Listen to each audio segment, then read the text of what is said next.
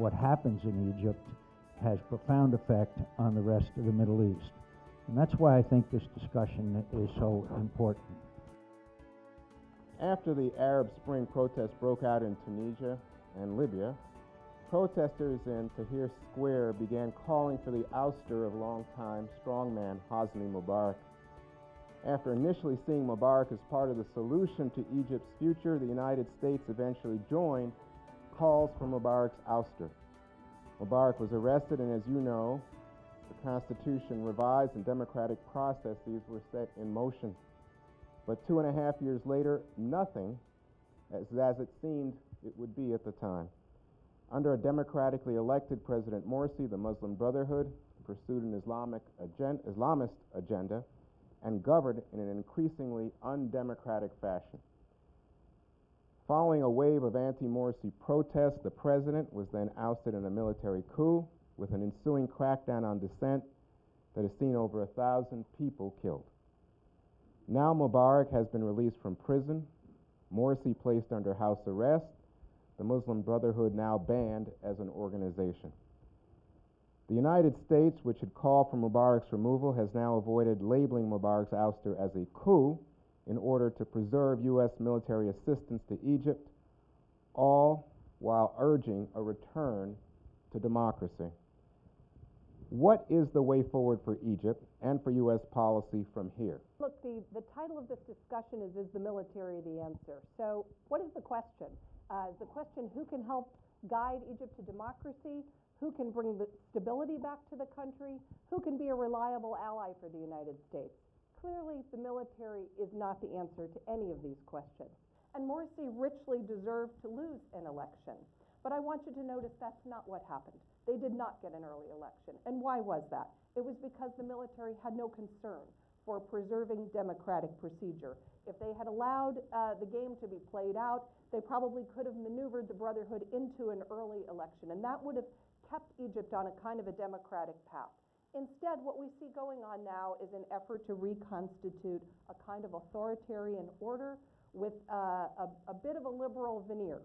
And so if Egypt is not going to be on a democratic path and it's not going to be stable, eventually it's not going to be a good security ally for the United States either. I just want to add to that by locating Egypt in a slightly broader context and talk a little bit about what in general you can expect these days if we depend on the military to restore stability and protect U.S. interests in a developing country. The simple, pragmatic, non-Wilsonian answer is it never works. After the 2011 revolution, the military tried to run a democratic transition and restore the economy behind a civilian facade, and they utterly failed. Instead, they killed lots of people, they repressed liberal and secular parties, they shut down American-backed NGOs, they persecuted Christians, and they ended up creating the conditions for the electoral victory by the Muslim Brotherhood. Mubarak did rule Egypt for an awful long time. He wasn't a great ruler, but he didn't turn to a vitriolic nationalism that exported wars abroad. He kept the peace. He was a reasonably responsible player in terms of terror and other things. Jordan has been a reasonably responsible regime. We actually, I think, spent a lot of time trying to prop it up. It's basically a militarily backed regime. The king is backed by the military and uses it in key moments. So I don't think it's so clear that you can't have a military regime that participates to some degree in democratization. The military are in charge. There isn't a Muslim Brotherhood alternative. When we talk about a democratic election, it's important to note that the people who overthrew Mubarak could never organize meaningful political parties, and that's why the Muslim Brotherhood won. It did not have a constitution that was based on a broad effort. It did not work with the judicial system. It was not the military that attempted to reform the economy. It was the Muslim Brotherhood, and they failed. The choice is a neo-fascist regime led by somebody like General al-Sisi, who's starting to portray himself as a new Nasser, who's going to strike nationalist poses, rally the people behind him. That's a very dangerous kind of regime we could get there, something that looked more like the Assad regime than the Mubarak regime. The alternative, and there is an alternative, is a mobilization of the population through holding an election. Let civilians run an election, have a civilian government that has authority over the military. So there is an alternative. Tony, the Egypt you described, which sort of has no real political forces or anything in it, is not the Egypt that I know. I actually agree with Jackson. It's a much more mobilized society. One of the reasons that, we have, I think there's a sort of forgetting what happened during the 18 months of military rule after Mubarak, when the military worked very closely with the Brotherhood and helped to construct conditions, including the way the Constitution was written and so forth, that very much favored the Brotherhood coming to power. So we have to remember how unwise the military has been about its political decisions here. And we have to kind of resist this binary choice that the United States has to either support the military or support the Brotherhood. You can't put Humpty Dumpty together again simply by wishing for democracy. We heard a lot about the problems with the military. They're all real. Of course, every effort at democracy went down exactly the same route, which is why we have the instability in the region we have today. The economy is something absolutely critical to the ordinary Egyptian. It can't be solved by somehow calling for democracy. One way or another, you have to live with the military. Michelle, what we've heard from Bill and from Tony is the suggestion that somehow the Muslim Brotherhood, as they organized themselves, were able to win an election, but they were not able to govern. And there is no alternative to that military. How do you respond to Bill and to Tony? Well, first of all, I think that this idea that Egypt is nothing but a military and a brotherhood, again, I think this is totally incorrect, and I don't think it's a fantasy to say that there's more to Egypt than a military and a Muslim brotherhood. Jackson, you were making the point in response to Bill and to Tony that, in fact, the United States, absent its military, its economic aid, would retain influence because of economic interest and because there are vital interests to Egypt at stake here.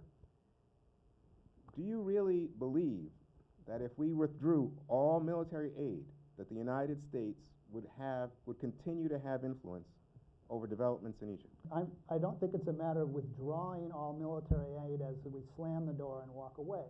It's a matter of suspending aid and setting out a very clear set of conditions of what it takes to then have it restored.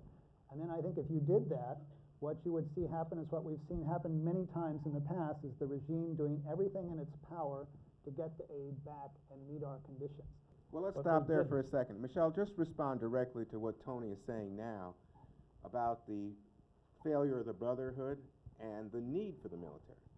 Well, first of all, on the economic point, look, Egypt's been, in an economic downturn since the 2011 uprising happened, and neither the military, when they were in power, nor the Brotherhood took any significant economic reforms, and the current government that's in there isn't doing it either, okay? They're all afraid, and they have political paralysis, and therefore they're not taking the right steps on the economy.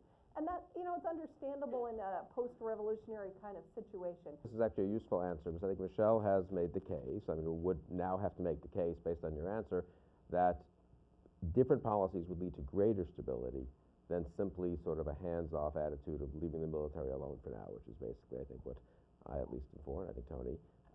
So that's an empirical, it's a judgment call. It's an empirical question. It's just not, but I wouldn't say, just on the surface, and I probably know less about the details of each than anyone else there, if you ask, like, the tourism industry or the people who might invest capital there, I don't think they're going to say, now they may be wrong, but I don't think they're going to say, yes, a more aggressive stance against the military is what we need to feel like we'll have the stability in 6 or 12 months to go in with investments. Quick question, Michelle. So you don't believe that the military will sponsor elections, will allow elections? No, I think they will. I think they will allow elections, and I think they do want to push a constitution through. I think they will try to be even more exclusive of other viewpoints than the Brotherhood was.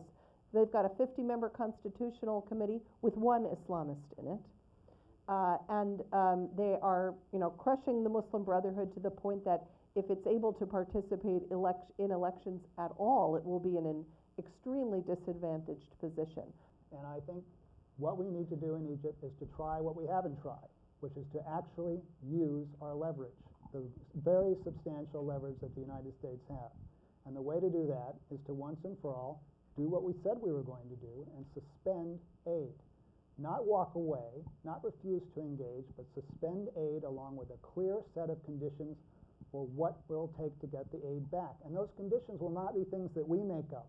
They will be calling on the Egyptian military to do what they say they're going to do, but to really do it, to have a real democratic election with participation by all sides, to have a civilian control of the military, and to move towards a genuine democracy. I would say more broadly that popular uprisings, turmoil, an Arab Spring or an Arab Winter, whichever one wants to say, happen in the context of a retreating and weak and uncertain U.S. that is pulling out of the region. Why has Iraq turned out the way it has? I mean, what the most biggest mistake of several, I'd say, that the Obama administration made of not leaving forces there and therefore frittering away our hard-won gains. And now we're getting out of Afghanistan. And, of course, we were thorough retreat throughout the region after the Syria debacle. That is not going to be a popular uprising that turns out well. I mean, it may turn out the way Jackson fears. It may turn out the way those who were friendly to the military fear on the other side. I mean, it's not an accident that the democratic transitions that turned out well tended to happen in times of when the U.S. was getting stronger in the world, was forward-leading, had confidence in its own foreign policy, was rallying to its allies, and we could then help with democratic transitions in Asia and South Korea, in Eastern Europe for that matter. In the 90s, under Clinton, once we regained after the first couple of years of the Clinton administration, when he regained his composure and we intervened in the Balkans, and then we were actually forward-leading with the transitions in Europe. There's a lot we can do, particularly in Egypt, but I honestly believe if the region thinks we are weak and in retreat, the odds of a decent outcome go way, way down. Here we may be finding some common ground between the two teams, because I agree that the United States should be offering, suspending its aid, continuing what is now a virtual or partial suspension of aid, and establishing conditions under which we would like to continue it, but also just creating for Egypt a clearer and more appealing alternative. Egypt here, should see that it faces two different paths. If it follows a democratic path, if it respects the human rights of its citizens, if it takes the right steps to restore stability and get the economy going again, then it can be a continued security partner of the United States, trade partner of Europe. I agree with Tony that we should have and we should now work much more closely with our European allies and with the IMF and others to create an appealing package of assistance, trade facilitation, and things like that for Egypt if it goes along the right path.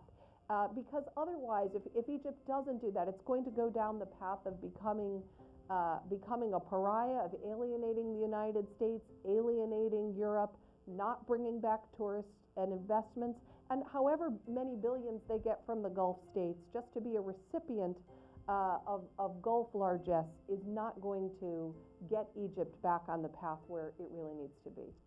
I think we would probably all agree that the United States needs to work with the military under conditions where it both offers carrots and sticks to the extent it can, to move it toward economic reform, toward reform of the justice system, to allowing a political structure to emerge, to move toward a more representative government. The problem is the people in charge right now are the military. They're not the Muslim Brotherhood. And to talk about Amr Moussa, who I think polled at something like 7% at one point, is not a clear democratic reality. We're going to have to deal with this as it exists. You cannot talk about policies that are based on sand. You have to deal with the reality. The broader issue, the more damaging one, I think, in terms of U.S. perceptions.